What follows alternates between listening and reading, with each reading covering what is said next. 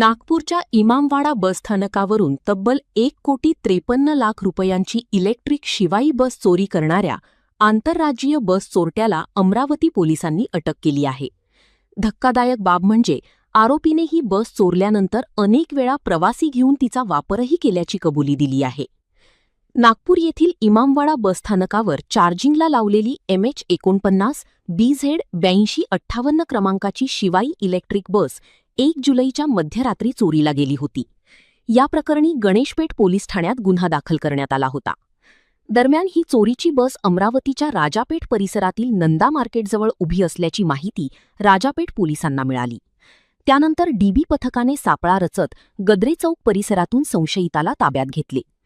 अटक करण्यात आलेल्या आरोपीचे नाव विष्णू गणपती निलावर, वय 23 वर्षे, राहणार हैतनगर, जिल्हा रंगारेड्डी, तेलंगणा असे आहे. चौकशी दरम्यान आरोपीने धक्कादायक खुलासा करत आतापर्यंत तेलंगणा, हैदराबाद आणि आंध्र प्रदेशातील 20हून अधिक बसेस चोरी केल्याची कबुली दिली आहे. चोरलेल्या बसेसमधील महागड्या बॅटऱ्या, टायर आणि इतर सुटे भाग विकून उर्वरित बस टाकून देण्याची त्याची पद्धत असल्याचे तपासात समोर आले आहे. यापूर्वी नांदेड बस डेपोमधूनही बस चोरी केल्याप्रकरणी तसेच आंध्र प्रदेशातील तिरुमला परिसरातही त्याच्याविरुद्ध गुन्हे दाखल आहेत. राजापेठ पोलिसांनी जप्त केलेली शिवाई बस आणि आरोपीला पुढील तपासासाठी नागपूरच्या गणेशपेठ पोलिसांच्या ताब्यात देण्याची प्रक्रिया सुरू केली आहे.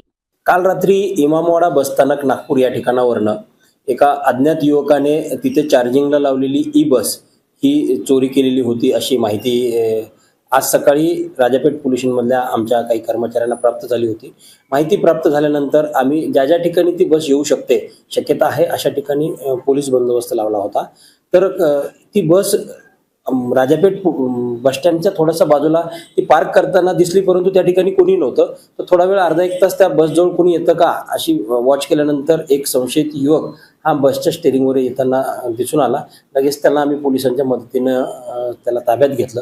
ताब्यात घेतल्यानंतर त्याची विचारणा केली असता अशी माहिती मिळाली की त्यांनी ती बस काल रात्री 12-12:30च्या सुमारास इमामवाडा बसस्थानक इथे चार्जिंगला असताना चोरून आणलेली आहे. त्यानंतर अधिक चौकशी केली असता त्या संदर्भात गणेशपेठ पोलीस स्टेशन नागपूर येथे गुन्हा दाखल आहे. त्या पोलीस स्टेशनच्या अधिकाऱ्यांना संपर्क करून त्या ठिकाणाहून तपास पथक बोलवलं आहे. ती बस आणि तो आरोपी ही पुढील गणेशपेठ पोलीस स्टेशनला आपण वर्ग करीत आहोत. आरोपीकडे अधिक माहिती घेतली असता अशी माहिती मिळाली की या आरोपीने 2023, 24, 25 या 3 वर्षांमध्ये तेलंगणा राज्यातील तिरुमला क्राईम पोलीस स्टेशन या ठिकाणाहून 20 गाड्या चोरी केल्या आहेत, बसेस. तसेच 2026 मध्ये वजीराबाद पोलीस स्टेशन नांदेड या ठिकाणीही बस चोरीचा याच्यावर गुन्हा दाखल आहे. अशा प्रकारे हा आंतरराज्यीय बस चोरी करणारा चोरटा आहे असं निष्पन्न झालेलं आहे. आणखी आम्ही संपूर्ण महाराष्ट्रात आणि भारतभर वायरलेस मेसेज करत आहोत की याप्रमाणे कुठे जर शासकीय बसेस चोरी गेलेल्या आहेत त्या संदर्भात त्यांनी तात्काळ गणेशपेठ पोलीस स्टेशन किंवा राजापेठ पोलीस स्टेशन अमरावती शहर या ठिकाणी संपर्क करावा, जेणेकरून हा आरोपी जोपर्यंत ताब्यात आहेत अशा प्रकारच्या सर्व बसेस याच्याकडे रिकव्हर करून येतात. सर, हा नेमका बस चोरून नेमकं काय करत होता? त्याचे पार्ट विकत होता की काय? अगदी बरोबर आहे. हा बस चोरल्यानंतर काही दिवस तो बस वापरायचा, त्याच्यातनं प्रवासी वाहतूक करायचा. त्यानंतर या गाडीचे स्पेअर पार्ट जसे की टायर आहेत, डिस्क आहेत आणि बॅटरीज आहेत. ई बसेस चोरण्याचा हेतू त्याचा असा आहे की या ई बसेसमध्ये जे बॅटरी लावलेल्या असतात त्याची किंमत सुमारे 1 करोडच्या आसपास आहे. या चोरी केलेल्या बसची किंमत सुमारे 2 करोड रुपये आहे.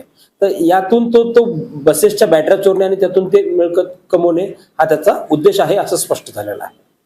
बस चोरीमध्ये काही रॅकेट आहेत का? काही तपास त्याचा तपास आम्ही सध्या करतोय. अतिशय 2-4 तास झाले त्याला ताब्यात घेऊन. त्या संदर्भात आमचं DB पथक त्याच्यासोबत सविस्तर चर्चा करत आहे आणि अधिक जर माहिती काही आली तर आपणच कळवू.